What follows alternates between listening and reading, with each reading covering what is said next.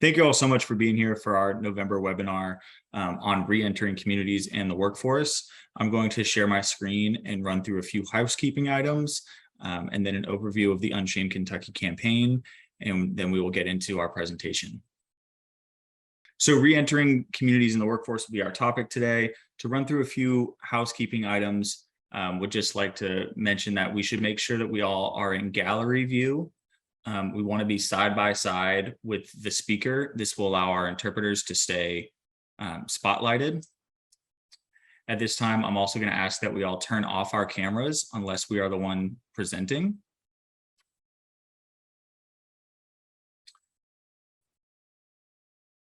We're going to go through our campaign overview. I will introduce Rob to speak on DV8 Kitchen. And then we will have a panel discussion. You are welcome to use the chat feature or the Q&A feature on Zoom on the bottom of your tabs. To briefly jump into UNSHAME Kentucky. UNSHAME Kentucky is a 12-month evidence-based behavioral change intervention. The purpose of our intervention is to reduce the stigma which surrounds opioid use disorder. This campaign is delivered by Shatterproof, which is a national nonprofit committed to ending the addiction crisis in America. We are partnered with the Kentucky Opioid Response Effort. Like I said, our big goal is to reduce the stigma around opioid use disorder, and we divided that into 3 different segments, which include increasing the knowledge about opioid use disorder and that recovery is not only possible, but probable with proper support. We want to improve attitudes toward those living with and or in recovery from OUD, and we want to develop Kentuckians' understanding of the disease so people can better support their loved ones with OUD. We do this through what I consider to be a 3-pillar approach, building community connection, sharing stories, and education. The community connection piece comes from the community-based organizations, the folks who are doing the work, our treatment centers, our providers, our physicians, our churches. These are the folks that are doing the work on the ground, and we want to help them work in unison with the community and other organizations around them. They also provide us with a needs assessment and tell us what are the biggest hurdles in the state of Kentucky that need to be addressed. Story sharing really helps folks put a face to the disease. And we find that when people can identify a person and build an emotional connection to an individual that struggles with OUD or is in recovery from OUD or at all affected, it helps reduce that stigma. And our education piece is something that we're taking part in today, which is our webinars. We use targeted messages on social media to go out to specific groups to identify who needs to hear this message and what are the messages that they need to hear. At this time, I'm going to introduce Rob. Rob Perez is the founder of DV8 Kitchen, which has 2 locations, 35 years of restaurant experience, and just a tremendous leader and example of how this recovery ecosystem can really all work together. So I'm going to stop sharing my screen and invite Rob to come on and introduce yourself and share yours.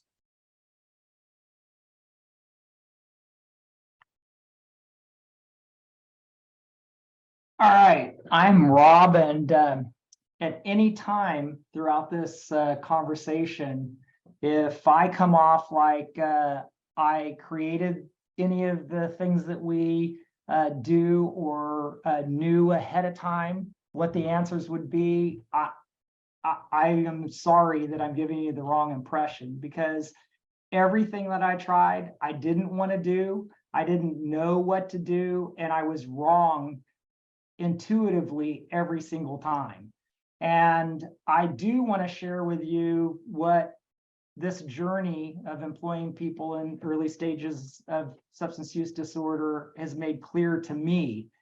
And I hope that we can uncover together the simple concept that would highlight the methods of sustainable employment to extend tenure and quality and relationships. And I just, I want to try to encourage everybody to contemplate not only if they have that revelation, but what would they do differently? What action would they take?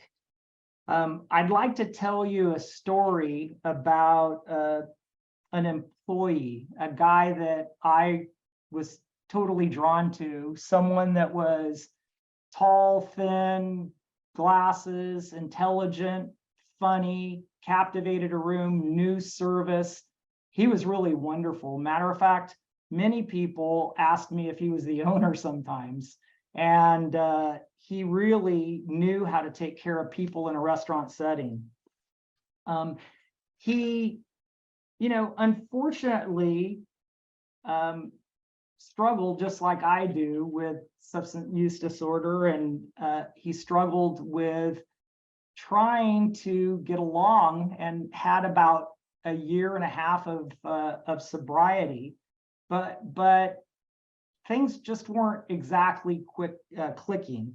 He came to me with a request, and the request was he really wanted a business card. Well, I was concerned a bit because the way that I understand business cards is that it does present you with an identity that connects you with a business. And a lot of times I know that I fall in this category. What my job is identified me and sometimes took a higher prestige to what I did than who I was. And I was a bit worried about this with Daniel. Just to contemplate this, business cards are kind of treated with dignity. The ones that you think are super important, you might put in a special spot in your wallet or your purse or someplace to make sure that you can always get at it just in case. And I do think that a business card has something that's unique to it that I think that is worth mentioning. When Daniel asked me about this card, I instantly went to my rules. And my rules were fairly simple, and I think consistent with most business people, that the rules behind getting a card would be that you would need to supervise people or manage the business in a certain way that would require you to need a card to pass along to vendors, customers, whoever in business you would need. Secondly, if you didn't manage things, you would manage a department or a certain business discipline that required kind of unique capabilities. And these were the rules. And I really didn't think that I needed to break these rules because Daniel had been given opportunities not only to manage people, but really to take on roles that would earn him a card through projects and marketing plan program that we tried to help him start. And unfortunately, I think it did stem from his issues with being in positive recovery that's moving forward and having good relationships with people. He couldn't pull it off.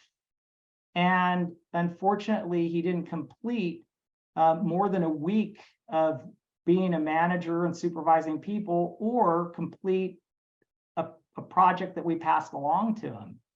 So I told Daniel that I wasn't going to give him a card. And Daniel's response was he was mad. And he said he was going to put in his 2-week notice and he was going to go back to school, which I applauded. But there was something kind of eating at me. I called his mom and I just said, look, I had already a good relationship with his mom. And I said, look, I probably have gotten too close to Daniel. I feel as though he's quitting in a way that I wished was different. I feel like he's mad at us, and he's mad at us because I didn't want to give him a card, and I think it's kind of crazy. She says, I know. He is kind of hung up on this card, and I just, I don't know exactly what to say. And I says, well, I haven't talked to him about this recovery thing that I'm worried about, and I'm feeling guilty about it. She goes, I don't think he'd receive it well. Why don't we just let it lie and pray for the best? And I'm worried about it. I wish he wasn't leaving, his mom said, but you know, it's time to let him move on. So within 90 days to the day, I got a call from the Lexington Police Department, and the family wanted them to let me know that Daniel had passed away of a heroin overdose the night prior, and we lost him. It's hard now, and it's hard then, and it seems like it should be getting easier, but I cared about Daniel. But I had to really contemplate this whole process. And we were in the second week of a project that I'd given to Daniel and he didn't complete, but that was for us to sell bread every Saturday during the summer at, you know, the local market. And I was going there for only the second time, and I was nervous at 5:30 in the morning to run into the guy that ran the place, because he was very, very into the whole farmer's market thing, and he was very businesslike, and I felt like I was going to disappoint him. Well, I was putting up the tent with my son.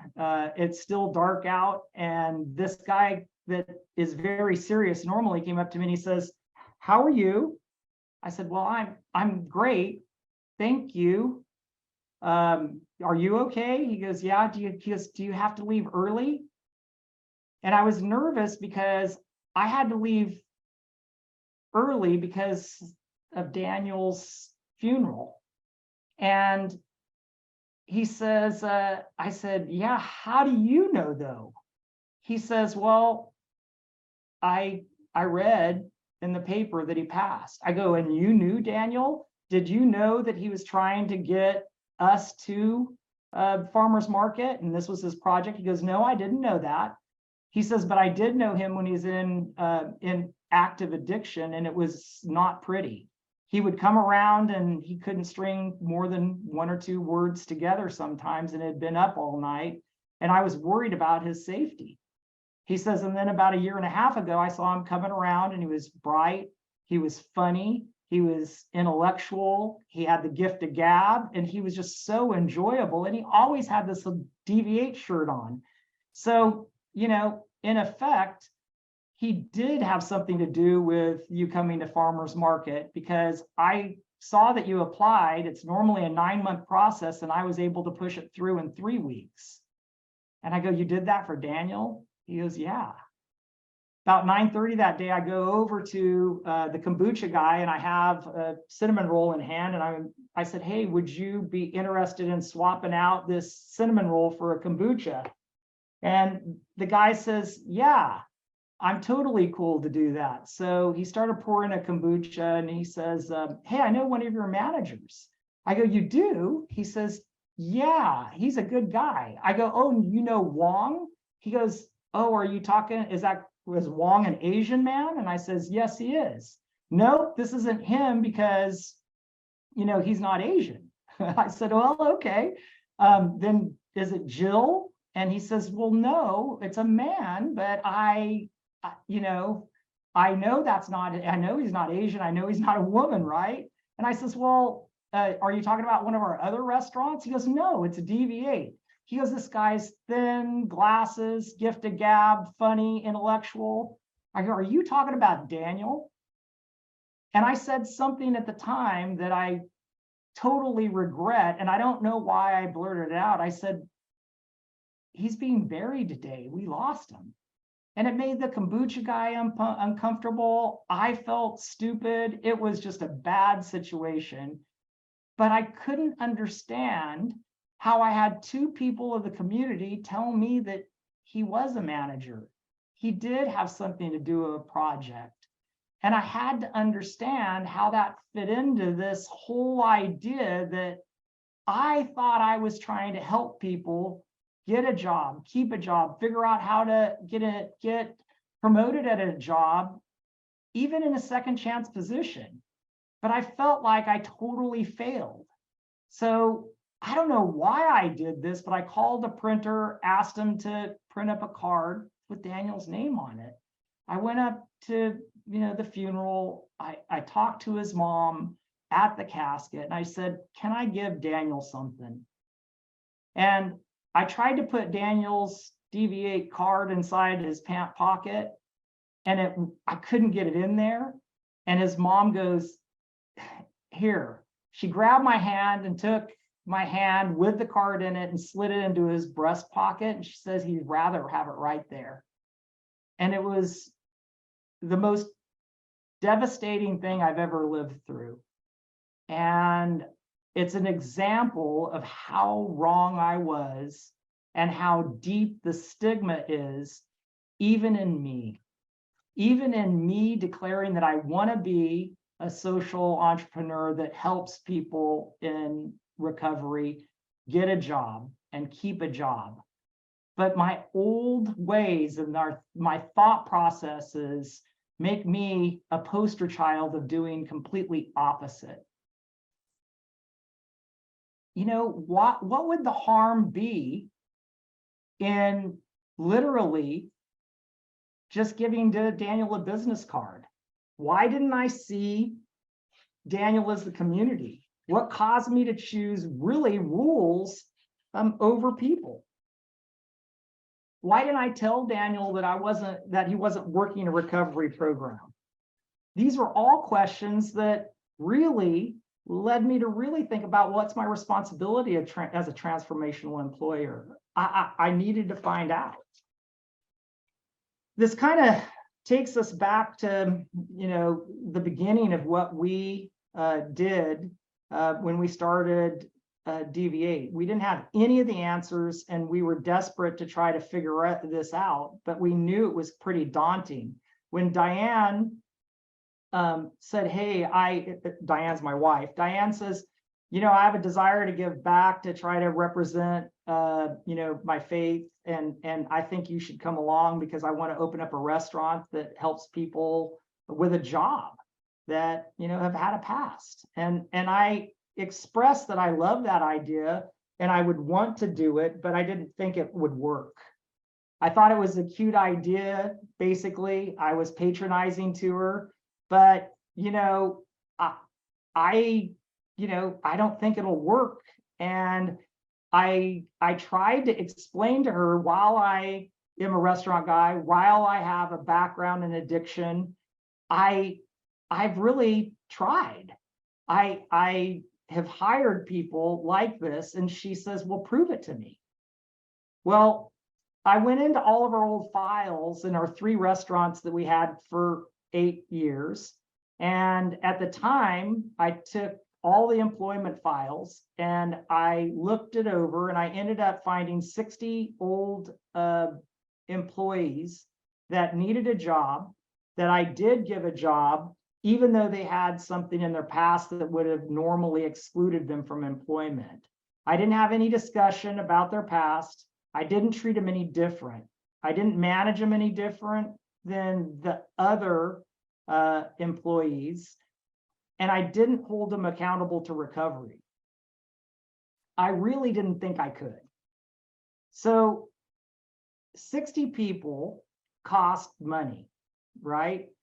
But per person, the training, uniforms, meals, onboarding was $780. So I showed Diane that it wasn't really me that didn't like this idea. We had already tried it, and it was a bad idea because it cost so much money. And here's the kicker. Of those 60 people, the average tenure was 2 weeks. And it doesn't take a business major to understand that 2 weeks per person for an investment of almost $50,000 was a bad return on investment. And I was looking at this before I was a person that wanted to help, before I was a person of faith, before I was a person that wanted to help in recovery. I was a business guy, and that trumped everything. I showed this math to Diane, And she pushed back. She says, go out and figure out why this is the case. And I'm like, well, I'm a restaurant guy. I'm not an HR person. I don't know what I'm doing, you know? She says, I says, this is a dumb idea. And so she says, I've done my own math and you need to go figure it out. And so I said, okay, what's your math? She says, in the same 8 years, we lost 8 employees. And it's not because we fired them. It's because we lost them to death. Just like Daniel, we lost great employees. We earned money from folks that are now not here.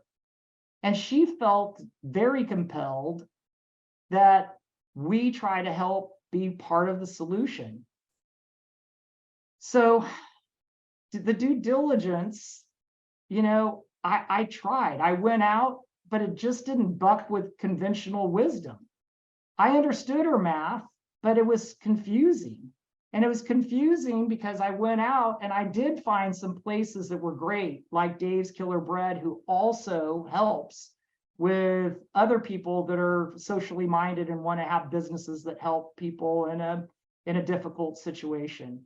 Not just striving for, you know, the money, but also trying to have a social component to their business. They were wonderful. I also studied Homeboy Industries to try to figure out, you know, what they did. They have a faith component that I studied. They also are in California, and they try to help integrate folks from a life of gangs to, you know, being separate from a gang. And I read everything that Father Greg does, and I think that it's unbelievable. And those are 2 really good examples. We did go to 20 other social enterprises, and I have to be super honest with you. If I put my business cap on and I looked at the services that they provided, the product that they provided, the environment that they provided, those other social enterprises, 20 of them, probably aren't going to make it. That was my assessment. We also, you know, started to look at recovery houses and try to determine if they could predict what, you know, what would happen for someone in a year. What would they look at? What were the components that they looked at that were a predictor of success and recovery, with the idea that maybe we could follow that same one? So after I interviewed several of the houses here in Lexington, I determined that there was 3 different things that were major themes with the folks in the recovery houses. And it was safe housing, meaningfully working on a behavior modification program, like a 12-step program, and accountability to testing. And they felt, and they conveyed to us, that these were 3 things that were super important.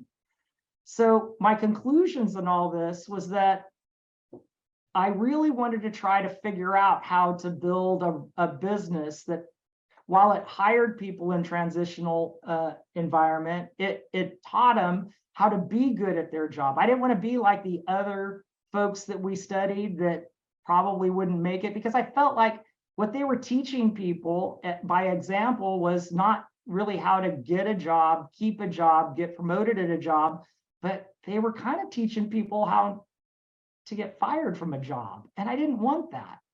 And quality of service and environment and food was important to us.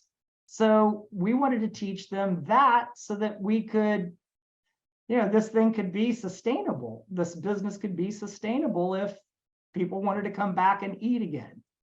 So we also decided we were going to partner with the recovery houses, and we were going to hire directly from houses. But we only wanted to do it for 30% of the staff. We also wanted to build processes to mitigate risk. If we were to do extra for people, we needed to predict more success from the employees that we had. Less turnover meant more profit. More profit meant we could do more for people and provide the extra things that we thought that folks in early stages of recovery might need.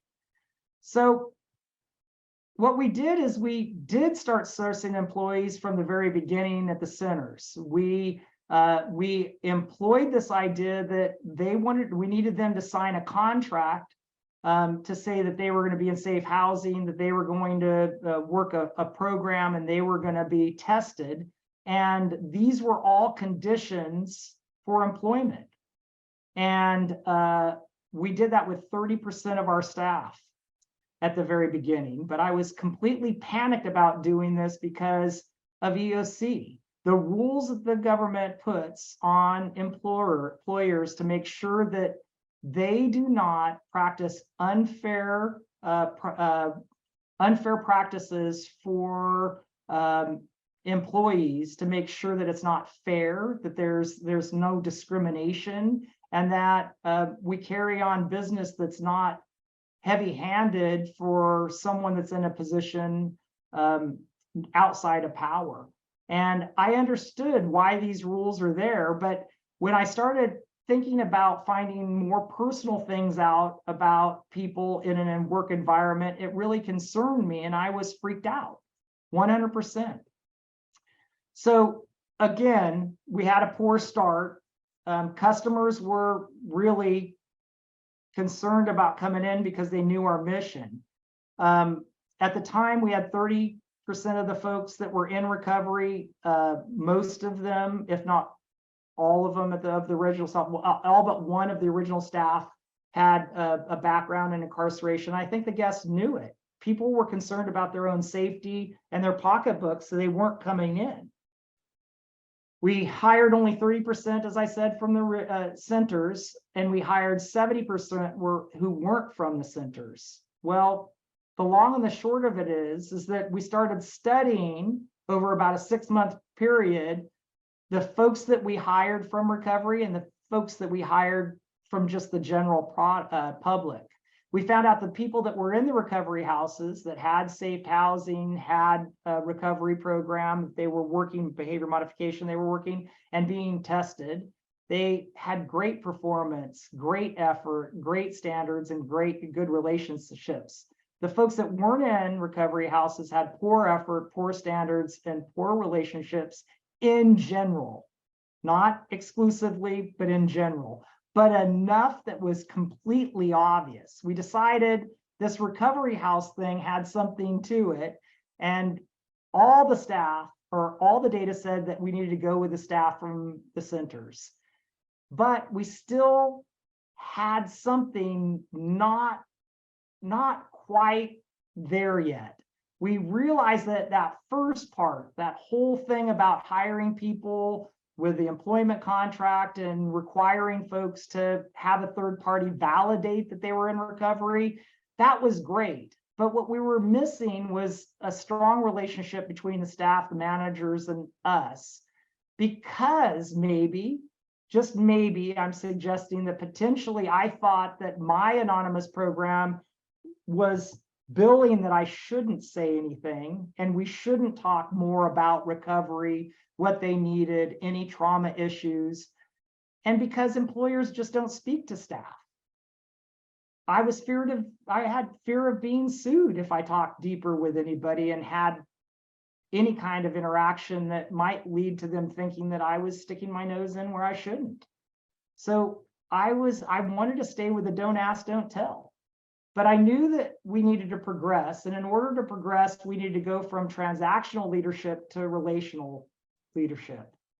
We needed to choose people really over business practices. We needed to try to institute something that helped us figure out how to get there.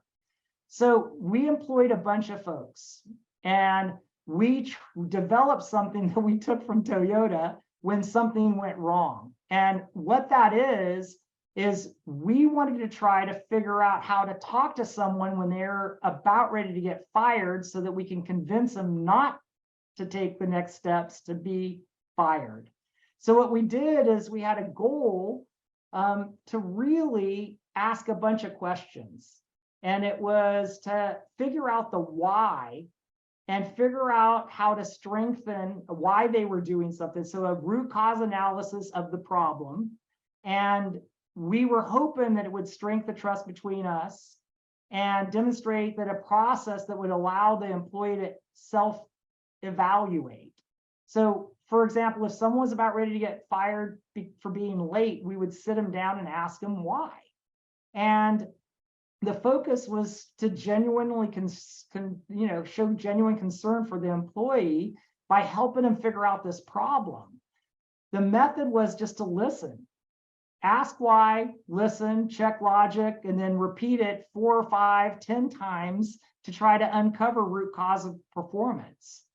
We listened, check logic over and over, and then let them come to their own conclusion. We provided, the employee with a performance issue, and we wanted them to come to the outcome. And we tried to connect things to effort, standards, and relationships to build an understanding of that was mutual between the employees and the supervisors. So we did this, and it sounded something like this. Hey, why are you late? Well, a lot of times the comments were, well, because I'm just not a morning person. He goes, and then you would kind of have to say, you realize that you work at a restaurant that's a breakfast restaurant, right? And so they would say, well, yeah, it's kind of an excuse saying that you're late because you're not a morning person. What's the real reason? And then it leads you to asking about how late they were going to bed. What did they, frequently I have a discussion about gaming, and I have a discussion not only about gaming, but what are you eating and drinking before? How late were you up? I mean, it turns out that folks are getting very little sleep. If I bring it up to them and says, it's probably because you're gaming late and not because you're a morning person. I mean, really, I need you to focus in on that. And it comes to things like that. And after a 10-minute conversation, it's pretty amazing. We're finding that this process really is impactful. It's unbelievable. It fixes the problem. We find the root cause. Folks determine that it is. It sounds so simple, but it really is. It builds us, kind of in a way that it builds our relationship in a way that is natural to a business. And it's a little bit nutty. Our past tells us not to do this relational leadership because we're not supposed to know all the things that we're finding out when we're going through these people. We're supposed to manage just the results, right? But really, what's happening is our results are telling us that this is the right thing to do. Between the process that we put together in terms of making it important for people to stay in recovery in order to keep a job, and this relational idea of leading people, that it's great for our results. 60% turnover. The restaurant industry is over 100%, and we're fully staffed. We have 11 months average tenure, and Yelp, 3 out of the last 4 years, have rated us in the top 100 of all restaurants in America. And this is with 100% of all of our staff in recovery. We've converted from 30 at the beginning to hiring everybody in early stages of substance use disorder recovery. And it's pretty unbelievable. It's crazy because I went into this trying to help, knowing the biases of people that are in recovery because I am in recovery. But now I realize that I had institutional biases as an employer in the biggest way. And that is something we've got to try to figure out. We've got to figure out how to work with HR professionals, labor experts, and other businesses so that we can all become better employers that hire people in recovery in a more meaningful and impactful and relational way. That's what I found. If anybody wants to connect with us in any way, I'm happy to share in more detail what we do, how we do it. I'm happy to sit with anybody and try to convince others that this is not only worth it, but awesome and fun and enriching. And yeah, it does have some difficult times, but I'm really living life and I'm enjoying it more vocationally than I've ever enjoyed another job in my life. And it's something that I wish everybody could experience because it's really changed my life. And I appreciate your time, and I hope that you were able to glean something off of this. Rob, thank you so much for that presentation. I know we're all virtual and have our cameras off, but I'm sure there's a handful of applause going around right now. So Rob, I'd ask you to stop sharing your screen, and Robert and Aaron, you can turn your cameras on. Rob, you can turn your camera on as well. As we move into our panel discussion, I want to introduce Aaron and Robert as other experts in the field.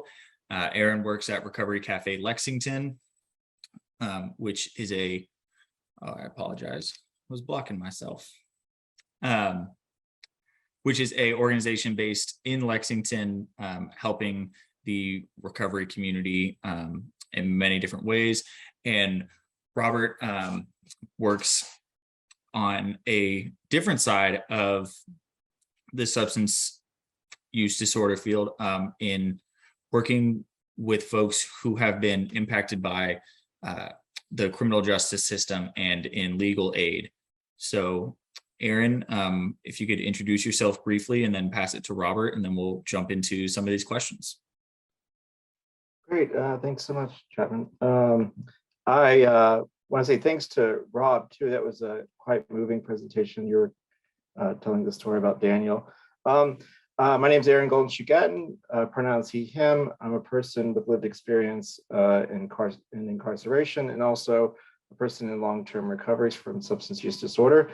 I work at Recovery Café Lexington, where we believe that everybody is in recovery from something. So some of the things that we try to address in our approach to recovery include the traumas of previous incarceration or domestic violence or trans and homophobia, including also substance use disorder.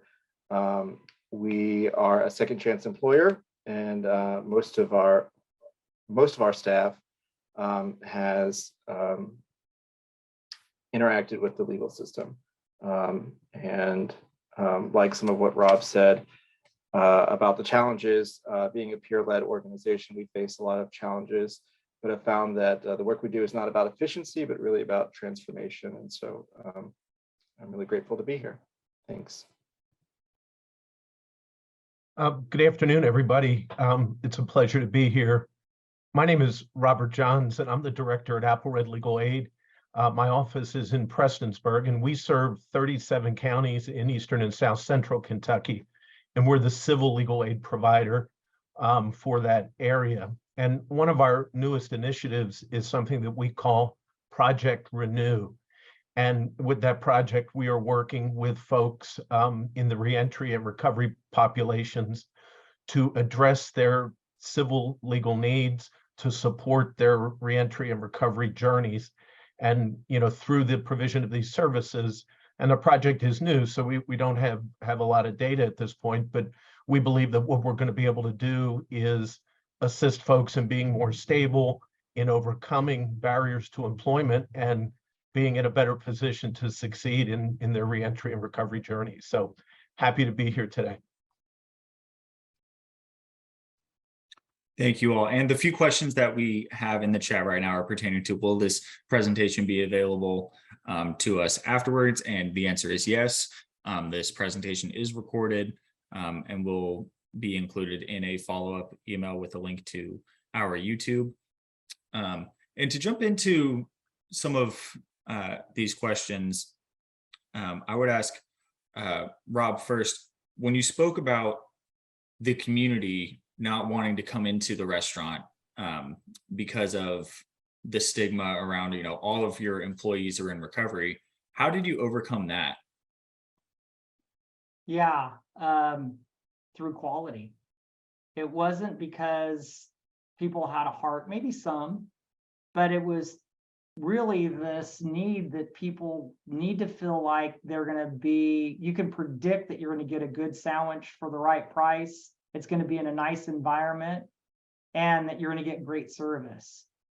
And I hate to admit it, but the population that we now love was very, very hesitant to come in and expect good food, good service, and good atmosphere, knowing the history of our employees. And so that's why.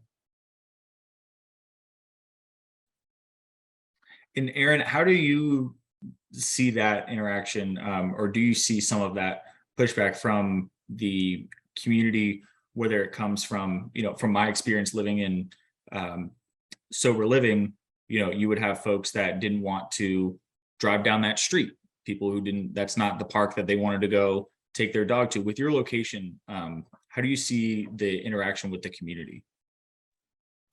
Yeah, I think that's a really great question. Because we have an expansive and inclusive definition of recovery, believing that trauma is maybe the source of substance use disorder, we have a lot of people who are in early stages of recovery from substance use disorder who don't want to be in the same space as someone who might not have a substance use disorder diagnosis, but who is unhoused, or who may want to bring their children into the community center during regular business hours and are unable to because we're an 18 and up facility, so that people who are registered sex offenders have a place to call home and build community. So how we overcome that is by practicing our guiding principles, which are to connect with the divine love in ourselves and others, show respect, cultivate compassion, practice forgiveness, encourage growth, and give back. Those are the things around which we center all of our activities and the way in which we build community. So we just really hope that people will cultivate some empathy for some other people and come to see that this is a safe place for everyone. Some of the things that we do is by having really fun social events. We've done Lenten fish fries with gospel sings, and we've also done drag shows. I think the comment that Rob made about quality is helpful because when people do come to Recovery Cafe and they have a nice time, then they feel like it's a great and fun place to go to be sober and to have fun.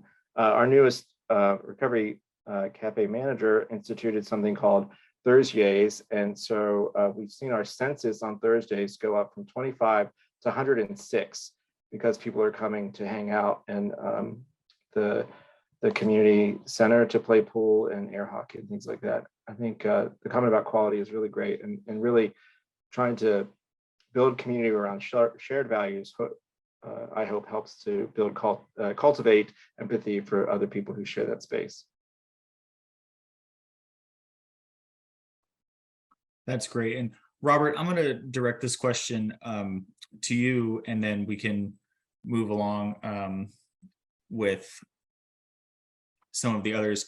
But there's a question in the chat about what does family involvement look like in re-entering communities, re-entering the workforce? How do you see family involvement in your work on the legal side?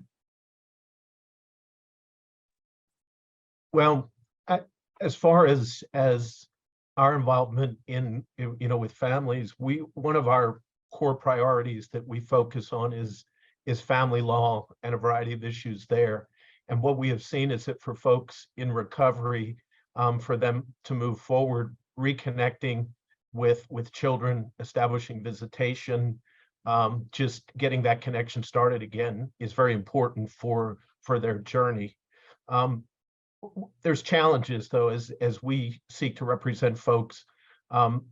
Sometimes depending on how long they've been in recovery, it may not be the right time to look at formal visitation at that point or custody.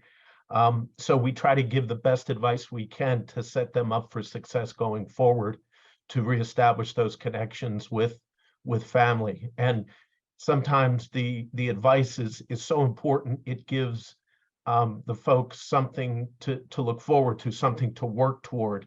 If they are able to stay in recovery and get a job and get safe, stable housing, they're going to be in a position for visitation down the road. And so very important, family law is a very important element, we believe, to the success of folks in recovery. And it's something we work very hard to try to help them, reestablish those ties. And as I said, sometimes it's advice, sometimes it's representation in court if we think at that time it's a good time to get going. But we try to do our best to set them up for future success in terms of the family connections and how that supports their recovery journey.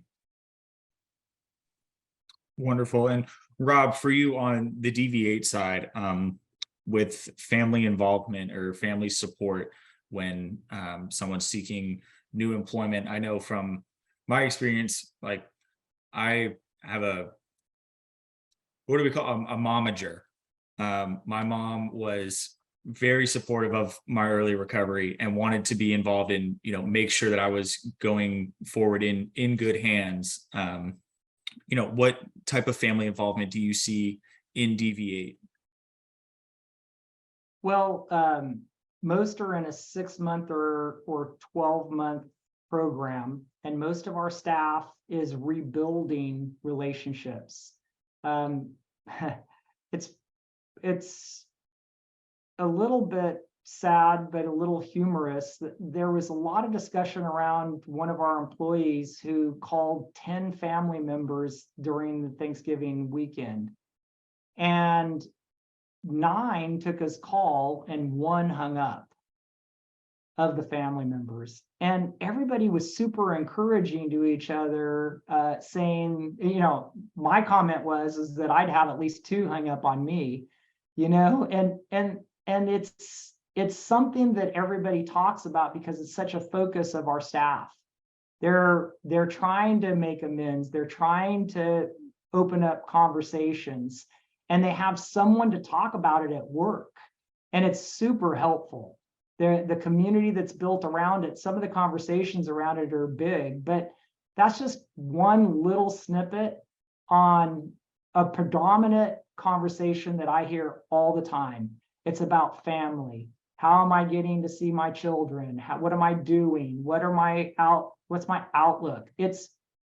They care about it, so I know that we should care about it. And I think that it's super duper a giant component of the health of our people. And Aaron, excuse me, when you were speaking about Recovery Café Lexington being open place for people in all facets of recovery able to come, is that a place where you can see those family ties being rebuilt, or when you are speaking about people who come there to play pool, play air hockey, things of that nature? Yeah, certainly. The model at Recovery Cafe and the Recovery Cafe network, including in Lexington, is that is a membership model, and that where people have a place to belong, they have a place to contribute. And we've seen some things with our members being able to have relationships restored as a result of the recovery program they're working, but also as a connection that they have at Recovery Cafe Lexington with their recovery coach or one of our other staff. Sometimes we're the place that people call because they're trying to reach one of their loved ones. Often we're the mailbox for our members. And recently we've even assisted some of our members in sending care packages to their loved ones. Meeting people where they are and encouraging them in their growth and in their recovery is something that's a real cornerstone. I know as a person who had to re-enter society, even my estranged family was incredibly important for reestablishing community connections. My family lives all out of state, but knowing that I had their support was helpful. And for those who don't have family ties, we hope that our community center can be a place where they can establish a family of choice. That's wonderful. And Rob and Robert, I'd love to invite you two into a conversation where we talked a lot about substance use disorders, but one thing that we didn't touch too much on in the presentation was, when you go to apply for a job, a lot of the time you got to go through a background check. And what is the approach there, and what are the best practices that DV8 uses when working with someone who has a history of justice involvement? Well, for us, we choose that we want everybody to be honest and hope they find the right employer that could handle the truth, right? And so we have seen over and over, when we keep it from employers and we know they're going to do it, it's just inevitable that they're going to find out on the background check or right after. And then it's embarrassing and it's weird. So what we coach people to do is say, hey, look, I understand it as an employer that you're going to want to understand how you can bet on me to be a good employee. Well, let me tell you, I can offer up this opportunity to you by sharing with you what my recovery program is. And I am in safe housing. I am working a program. I am being tested by a third party. And I want you to know that that's important to me. And these are the steps of my recovery. I hope that you ignore my past, but focus specifically on what I'm doing to recover.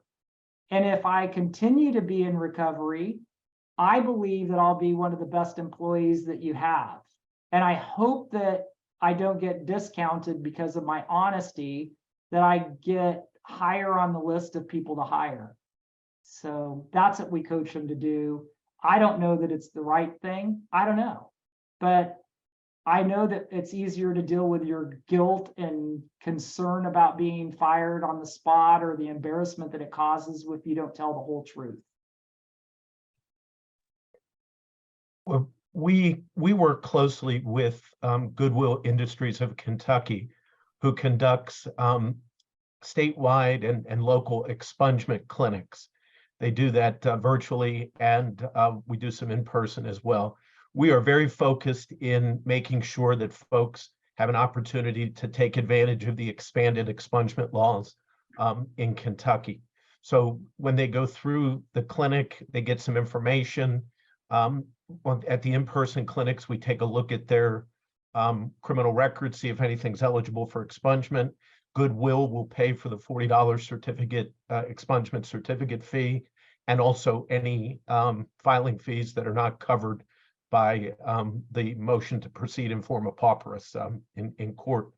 So we have seen wonderful success stories with folks who've been able to take advantage of the expungement process and be able to get better jobs, be able to qualify for other housing opportunities as well, because government housing takes a look at criminal records as well.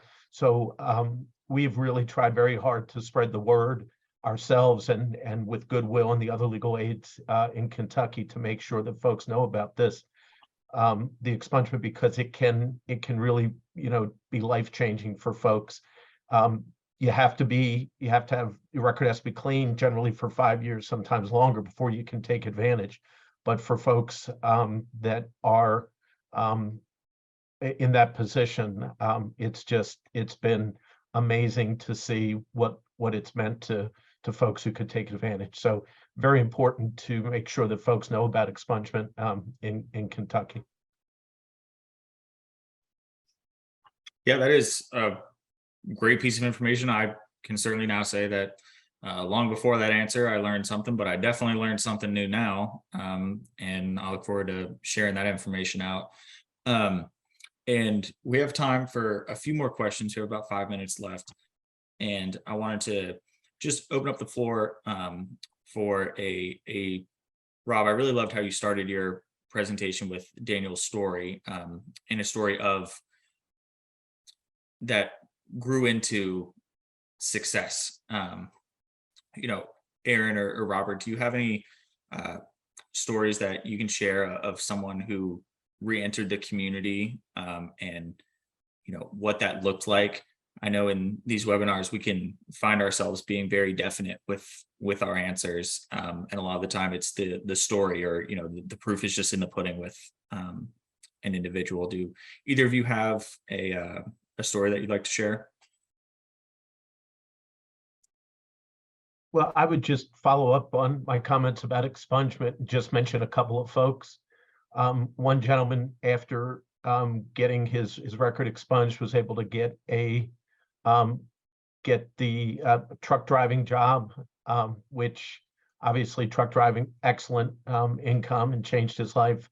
And then we also had a young woman that was able to get a nursing license after taking care of expungement. So it's really the opportunities are amazing, and when we are able to make something like that happen, it just we're so happy about it, and appreciate the chance to mention those things. So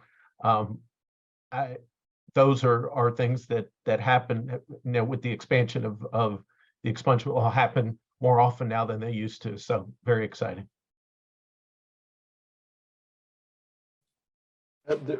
We have several stories I could go on about my story, or talk about one of our employees who, because of her advancements and the way she's taking care of her recovery and the way she's being a leader and got supervisory roles at the cafe, was taken off of was just on administrative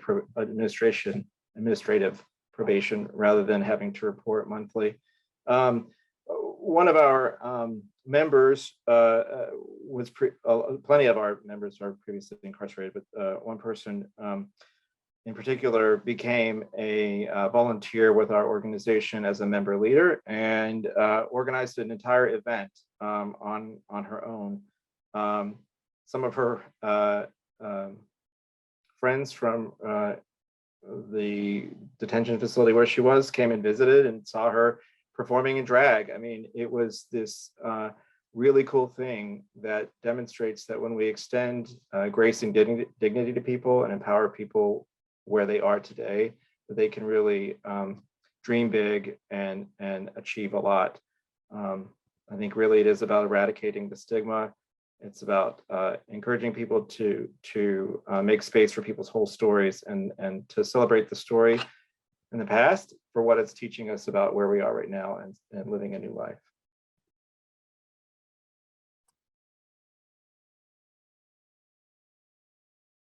That was wonderful. And thank you to Aaron, Robert, and for being on our panel today. And thank you to Rob for that presentation. Like I mentioned, the link to the full presentation will be available in a follow-up to this webinar. There will also be a survey, so you can tell us about your experience today, and we value any and all feedback.